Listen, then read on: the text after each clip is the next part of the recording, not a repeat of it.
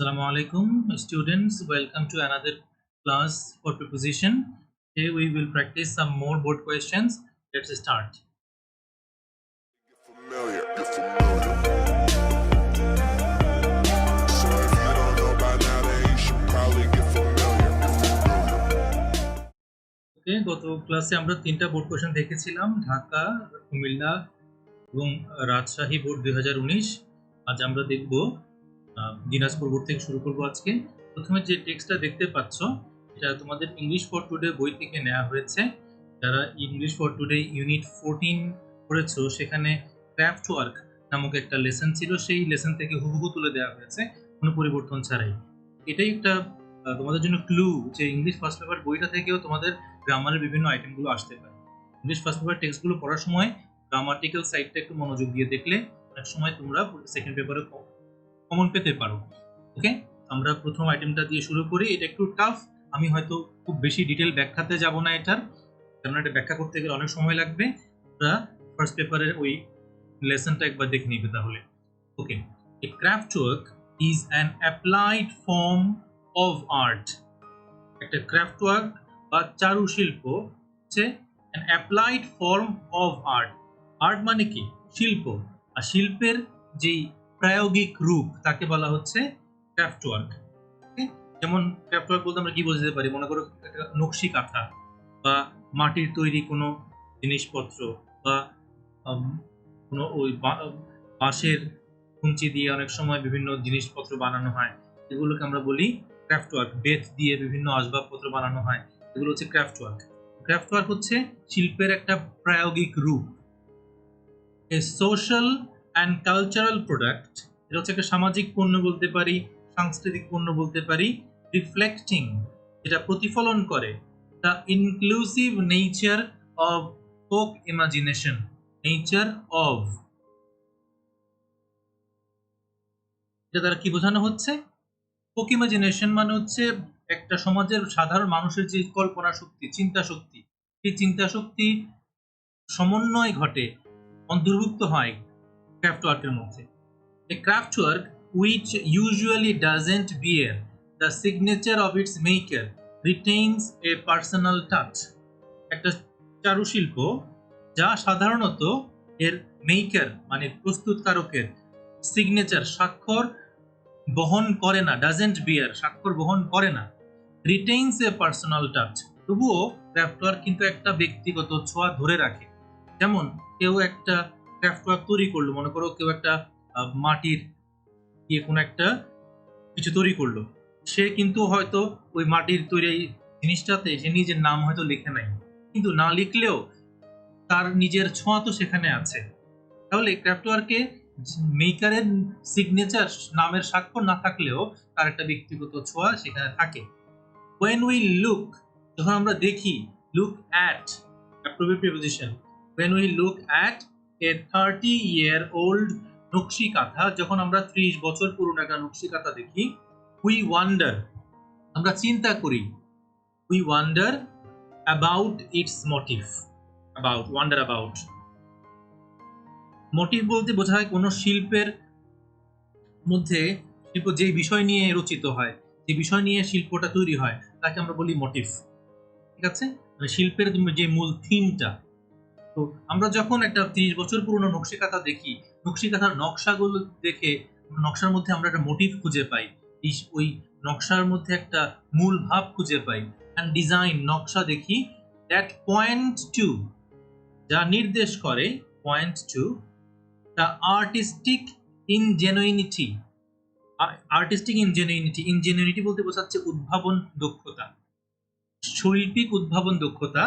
And the presence of the maker in it, এর মধ্যে এর মেকারের উপস্থিতি থাকে। আমরা যখন 30 বছর পুরনো কোনো নকশি কাঁথার দিকে তাকাই, আমরা সেই কাঁথার নকশাগুলো দেখে বোঝার চেষ্টা করি, চিন্তা করি মূল বিষয়টা কি, এবং সেটা দেখার সময় আমরা চিন্তা করি যে এই কাঁথাটা যে তৈরি করেছে, যে মেকার, তার উপস্থিতি এখানে আছে, তার উদ্ভাবনিক দক্ষতা কিন্তু ফুটে উঠেছে এই কাঁথার নকশার মধ্যে। The fact that we don't know her name, আমরা যে তার নাম জানি না, হার বলতে বোঝাচ্ছে দ্য মেকার, মেকারকে। ধরে নিচ্ছি আমরা নকশি কাঁথাটা কোন একজন নারী তৈরি করেছে। The fact that we don't know her name or any other details, অথবা তার সম্পর্কে about her, any other details about her, তার সম্পর্কে যে আমরা আর কোনো ডিটেইল জানি না, তার নাম জানি না, doesn't take anything away, take away appropriate position, take away, doesn't take away anything from our appreciation of the artist.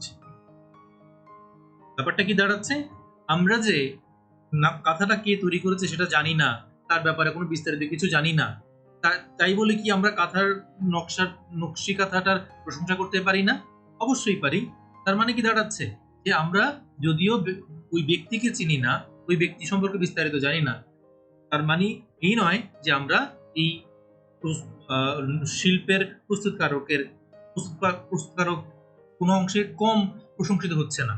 Indeed, সত্যি বলতে কি, the intimate nature of the কাঁথা, কাঁথা যেহেতু আমরা গায়ে দিই, এটা খুব একটা ইন্টিমেট ব্যাপার, ঘনিষ্ঠ ব্যাপার, তাই না?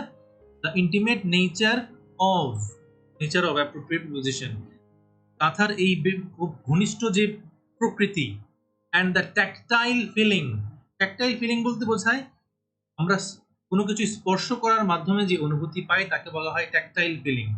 যখন আমরা কাঁথা গায়ে দেই তখন এটা আমাদের শরীরকে স্পর্শ করে, আমাদের স্কিনের নার্ভ একটা ফিলিং নেয়, এটাকে বলা হচ্ছে ট্যাকটাইল ফিলিং। তো the tactile feeling it generates, এই কাঁথাটা যেই স্পর্শ সংক্রান্ত যে অনুভূতি তৈরি করে, অ্যানিমেট দ্য ওয়ার্ক, অ্যানিমেট বলতে বোঝাচ্ছে জীবন্ত করে তোলে, সজীব করে তোলে, অ্যানিমেট দ্য ওয়ার্ক, ওই কাজটাকে জীবন্ত করে তোলে, অ্যান্ড কাজটা বলতে বোঝাচ্ছে নকশি কাঁথাটাকে, and make it very inviting, এবং এটা আমাদেরকে অনেক বেশি এক ধরনের আমন্ত্রণ জানাচ্ছে ব্যবহার করার জন্য কাঁথাটা। পরবর্তী আইটেমে যাব আমরা, Jessore 2019। Patriotism is the quality inherent in a man, inherent in appropriate preposition, inherent in মানে হচ্ছে সহজাত। তো দেশপ্রেম হচ্ছে একজন মানুষের সহজাত একটা গুণ, এটা কেউ কাউকে শিখিয়ে দিতে হয় না, এটা জন্মগতভাবে মানুষ পেয়ে থাকে। This is why, এই জন্যে, he feels a natural attachment to his native land. Feel attachment to, এটা একটা ফ্রেজ। ফিল অ্যাটাচমেন্ট টু মানে হচ্ছে এক সংযোগ অনুভব করা, টান অনুভব করা। সে একজন ব্যক্তি প্রাকৃতিকভাবে একটা সংযোগ অনুভব করে তার নেটিভ ল্যান্ড, নিজ ভূমির প্রতি। Love dash motherland is necessary for the betterment of a nation. Love for motherland, love for motherland, মাতৃভূমির প্রতি ভালোবাসা, ইজ নেসেসারি, প্রয়োজনীয়, for the betterment of a nation, একটা জাতির উন্নয়নের জন্য। The people who are patriotic are noted dash their patriotism. Noted for অর্থ হচ্ছে সুপরিচিত। পুরো বাক্যটার অর্থ কি? The people, ওই সকল ব্যক্তিরা, who are patriotic, যারা দেশপ্রেমিক, are noted for their patriotism, তারা তাদের দেশপ্রেমের জন্য বিখ্যাত।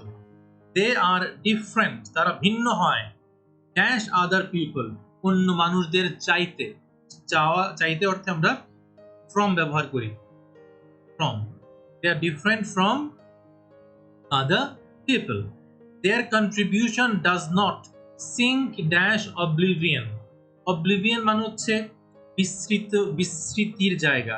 আমরা এভাবে বলি আমি, আমরা কোনো কিছু যখন ভুলে যাই, কোনো একটা স্মৃতি যখন আমরা ভুলে যাই, ধরে নিতে পারি যে ওই স্মৃতি যে জায়গাতে গেছে ওই জায়গাটাকে বলা হচ্ছে অবলিভিয়ন। ভুলে যাওয়া সবকিছু যেখানে গিয়ে মিলিত হয়।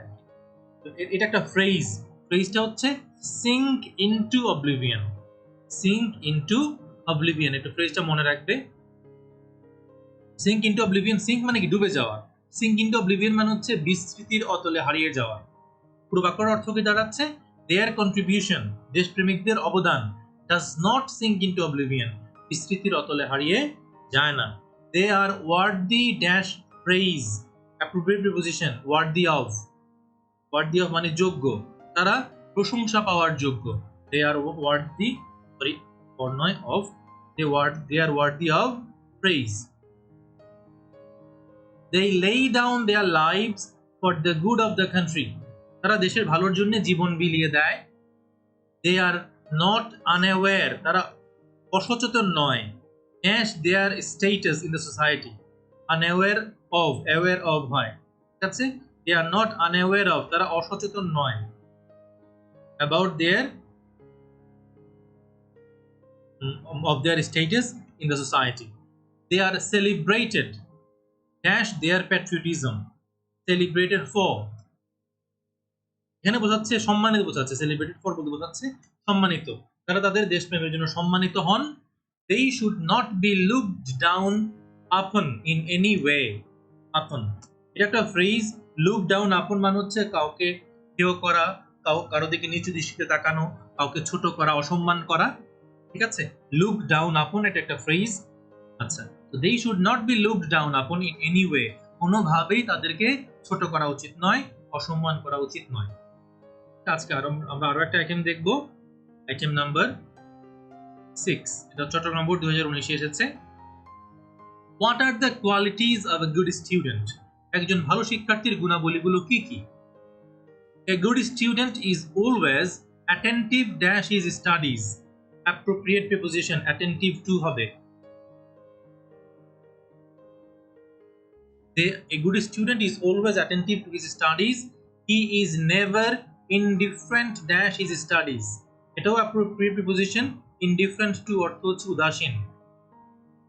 He is never indifferent to his studies, সে কখনোই তার পড়াশোনার প্রতি উদাসীন নয়, অন্যমনস্ক থাকে না। He does not learn things dash rote, learn by rote এটা একটা ফ্রেজ। লার্ন বাই রোট অর্থ হচ্ছে না বুঝে মুখস্থ করা, এখানে বাই বসবে। পুরো ফ্রেজটা কি? পুরো ফ্রেজটা হচ্ছে learn by rote. He does not learn things by rote, এর অর্থ হচ্ছে সে কোনো কিছুই না বুঝে মুখস্থ করে না। He is always curious and innovative, সে সবসময় কৌতূহলী এবং সৃজনশীল। He does not hunt only dash traditional guide books, সে প্রচলিত গাইড বই খুঁজে বেড়ায় না। Hunt for appropriate preposition, hunt for অর্থ হচ্ছে খুঁজে বেড়ানো, সে প্রচলিত গাইড বই খুঁজে বেড়ায় না। His thirst dash knowledge knows no bounds, thirst for knowledge, thirst for হচ্ছে কোনো কিছুর প্রতি আকাঙ্ক্ষা থাকা, বাসনা থাকা। Thirst for, his thirst for knowledge, জ্ঞানের প্রতি তার আকাঙ্ক্ষা। Knows no bounds, no bound অর্থ হচ্ছে সীমাহীন, জ্ঞানের প্রতি তার আকাঙ্ক্ষা সীমাহীন। He does not confine himself, সে নিজেকে সীমিত রাখে না। Dash traditional studies, confine to মানে সীমিত রাখা, সীমাবদ্ধ রাখা, সে নিজেকে প্রচলিত পড়াশোনার মধ্যে সীমিত রাখে না। He is aware dash the current affairs, he is aware of, সে সচেতন থাকে। অ্যাওয়্যার অফ কি বিষয়ে সচেতন থাকে? of the current affairs of the world, বিশ্বের সাম্প্রতিক ঘটনা প্রবাহের ব্যাপারে। কারেন্ট অ্যাফেয়ার্স সাম্প্রতিক ঘটনা প্রবাহ, অফ হতে পারে, ইন হতে পারে, দুটোই correct. he is aware of the current affairs of the world in the world. he listens dash his teachers, listen to appropriate preposition, he listens to his teachers, সে তার শিক্ষকদের কথা শোনে। and abides dash their advice, abide by মেনে চলা, abide by appropriate preposition, সে তাদের কথা মেনে চলে। Okay, that's it for today. The next class we will come forward with some more practices. Till then, Allah Hafiz, Assalamu alaikum.